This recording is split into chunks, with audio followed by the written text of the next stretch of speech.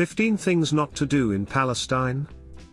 If you happen to travel to the Middle East, you really shouldn't miss the opportunity to visit Palestine. This is a place like no other, unique in terms of history and culture, with people that are amongst the most welcoming you can find, and food that is mouth-watering. If you are keen on the idea of visiting Palestine, bookmark these tips somewhere to help you plan a safe and hassle-free vacation in Palestine. Number 1, it is not cheap to visit Palestine. I bet you think Palestine is nice and cheap to visit, and it will give you a break from the crazy prices of Israel. Think again. Palestine is just as expensive. The only cheap thing you are bound to get in Palestine is staple food, hummus, falafel, and similar. A meal will cost you between $10 and $20, and that's if you manage to get to a place that is not overpriced. Accommodation starts from $20 for a bed in a dorm. Not exactly a budget-friendly place. Number 2, do not forget to stay hydrated. Palestine gets hot in the day since most parts of the area are desert. So, not carrying water is one of the things not to do in Palestine. Staying hydrated is the key. Always carry a water bottle and make sure it is filled. Consume water regularly during sightseeing to avoid fainting or being dehydrated. Not drinking enough water can take a toll on your health. Number 3, do not dress immodestly. There are a number of holy sites in Palestine that you may want to check out. If you are visiting any mosque or museum, make sure you dress modestly. Avoid wearing skimpy or short clothes. No part of your skin should be bare. Wear a hijab or cover your head when visiting a mosque. Not doing so can get you in trouble, which you would want to avoid at all costs. Number 4, do not make comments or jokes that imply Palestinians are terrorists. The actions and beliefs of extremist groups do not reflect the majority population, and are condemned by most Palestinians living overseas. Such stereotypes are often used to undermine Palestinian freedom efforts and can be deeply offensive. Number 5, place your foot up showing the bottom of your shoe while talking to a fellow Palestinian. This is a huge no-no. Especially with elders, it is taken as a sign of disrespect. Any Palestinian witnessing this will be thinking to themselves Walak Nezel Samaitak, which literally translates from Arabic to English as you better lower your shoe. Number 6, don't say, I don't like Knafa. This will almost immediately be taken as an insult. Most Palestinians would do anything just to have a bite of Knafa. Thus, there is no denying that Knafa is hands down the most delicious dessert out there. Number 7, borders. Citizens of the U.S. don't need a special visa to enter Israel or the Palestinian territories.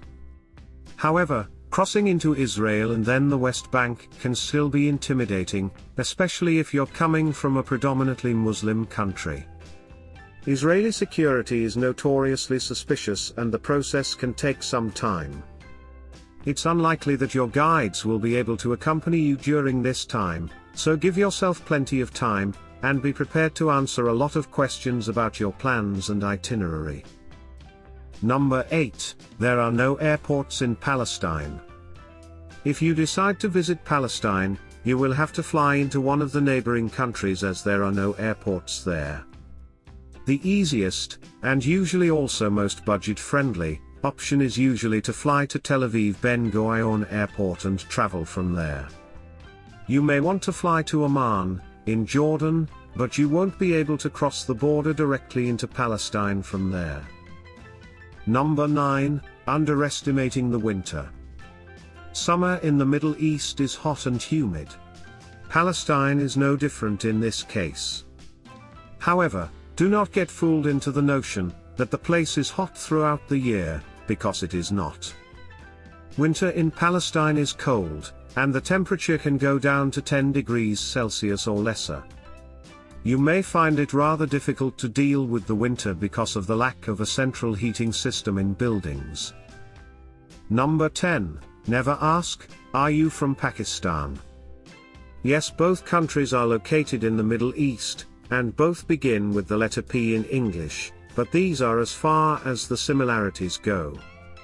Your fellow Palestinian will bring out a map and put you through a geography lesson to show you exactly where Palestine is located in comparison to Pakistan. Number 11, taxi. If you're looking for a taxi from Israel into Palestine, then look for the yellow-plated taxis, preferably with an Israeli Arab driver. Green-plated Palestinian taxis are not allowed inside Israel. So be careful while choosing to take a taxi from Israel to Palestine. Number 12, health and safety in Palestine. No vaccinations are required to visit Palestine, but it is wise to be up to date with hepatitis A and typhoid jabs. Medical care is good.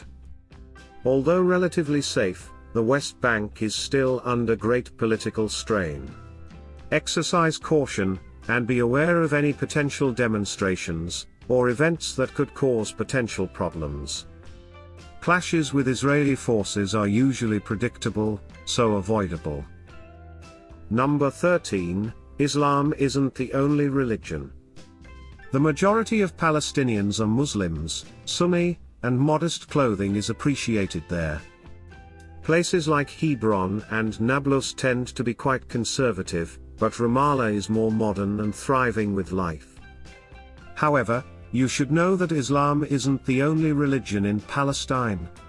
Other than the Jewish people that live in the settlements, there is a nice chunk of the population that is actually Christian. Most of them live in Bethlehem, and in other smaller cities. Number 14, never deny an invitation for lunch or dinner. Your fellow Palestinian, and his or her family will take a huge offense to this. You are entitled to come, and with an empty stomach for this matter, since your plate will be filled not once, but twice. So, never deny an invitation for lunch or dinner. Number 15, life in Palestine is different from what you think. Conflict may be a constant part of everyday life in Gaza and the West Bank. However, this shouldn't be a hindrance to planning your travel to Palestine. If you are still thinking about why travel to Palestine, then we say you need to reconsider the content that media projects for tourists. The Palestinian refugee camps in the West Bank have been set up for more than 60 years now. This has now become a city neighborhood with houses, paved roads, shops, and busy life. The important thing to know about Palestine is that tourists can even stay at the houses in this camp. Thanks for watching.